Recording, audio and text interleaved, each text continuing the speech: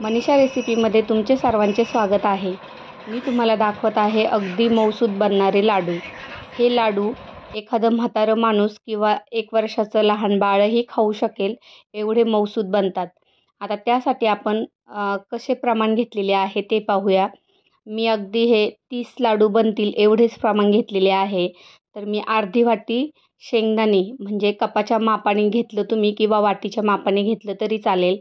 तर मी अर्धा कप शेंगदाणे, त्याला 1 कप गावरान तीळ म्हणजे जे सफेद चकचकीत असतात ते तीळ मी नाही वापरलेले, जे आपले विदाऊट पॉलिशवाले तीळ आहे ते आपण घ्यायचे आहेत।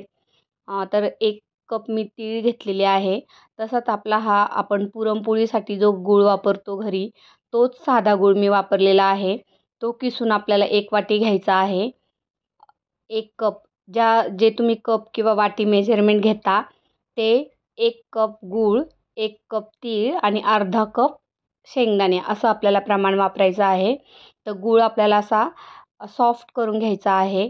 तर एक पाण्यामध्ये डिश ठेवा आणि त्याच्यावर हा गूळ ठेवून तो सॉफ्ट करून घ्या। शेंगदाणे खरपूस भाजून त्याचे टरफले काढून तो असा छान जाडसर वाटून घ्या ते शेंगदाणे। त्यानंतर तीळ भाजलेले आहेत ते तीळ या शेंगदाण्याच्या वरती घालून घ्या। थोडेसे तीळ आपल्याला वरून डेकोरेशनसाठी ठेवा। त्यानंतर या दोन्ही मिश्रणामध्ये आपला जो सॉफ्ट झालेला गूळ आहे तुम्ही पाहू शकता, एकदम असा भुसभुशीत झालेला आहे हा गूळ आता। तर थोडासा हलकासा गरम आहे हा। तर असाच आपण हा तीळ आणि शेंगदाण्याचा जो आता आपण कूट वाटलेला आहे त्यावरती मिक्सरला लावून घेणार आहोत आणि हाही आपण चांगला मिक्स करून घेणार आहोत।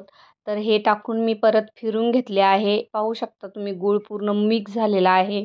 आता एका कढईवर हे थोडेसे गरम करून घ्यायचे आहे। यावर मी 2 चमचे वेलची पूड घातलेली आहे आणि आपण 1 चमचा जायफळ आणि बडीशोपची पूड घातलेली आहे। तर खूप खमंग असे हे लाडू आणि चविष्ट बनतात। छान असा तिळाचा सुगंध येतो कारण आपण तीळ यामध्ये बारीक करून वापरलेले आहेत। आता तुम्ही पाहू शकता छान हे भाजून मिक्स करून घ्यायचं आणि याच्यावरती अगदी शेंगदाणे आपण अर्धा कप घेतले तर पाव एकदम 2-3-4 चमचे पाण्याचा आपल्याला असा वरून शिपका मारून घ्यायचा आहे की जेणेकरून आपला गूळ, तीळ आणि शेंगदाणे हे चांगले एकजीव होतील। तर आपण हलकासा पाव कप आपण पाणी घालून ते छान असं मिक्स करून घेतलेलं आहे।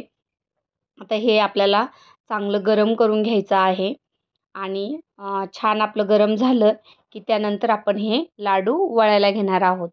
तर तुम्ही पाहू शकता असं मस्त हे मिक्स झालेलं आहे आणि मी छान गरमही करून घेतलेलं आहे।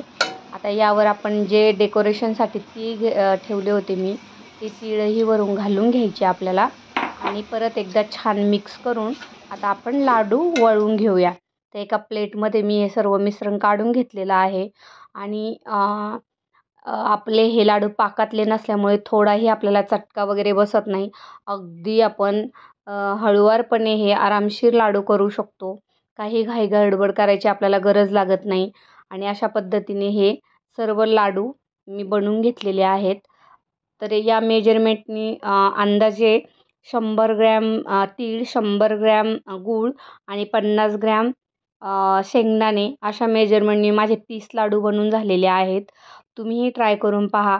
आपल्या घरात म्हातारे माणसं, लहान मुले असेल तर ते अगदी आवडीने हे लाडू खातात। तर त्यांना कडक लाडू चावायला जमत नाही। तर अतिशय चविष्ट आणि मऊसूत बनणारे हे लाडू आहे आणि टेस्टही त्याची अप्रतिम आहे। तर तुम्हीही नक्की करून पहा हे लाडू। आता आपले मी सर्व लाडू वळून घेत आहे आणि आता पाहू शकता तुम्ही सर्व लाडू माझे वळून झालेले आहे। व्हिडिओ आवडल्यास लाईक करा, शेअर करा, सबस्क्राईब करा आणि असेच नवनवीन व्हिडिओ माझे पाहत राहा। व्हिडिओ पाहिल्याबद्दल सगळ्यांचे धन्यवाद। Bye bye.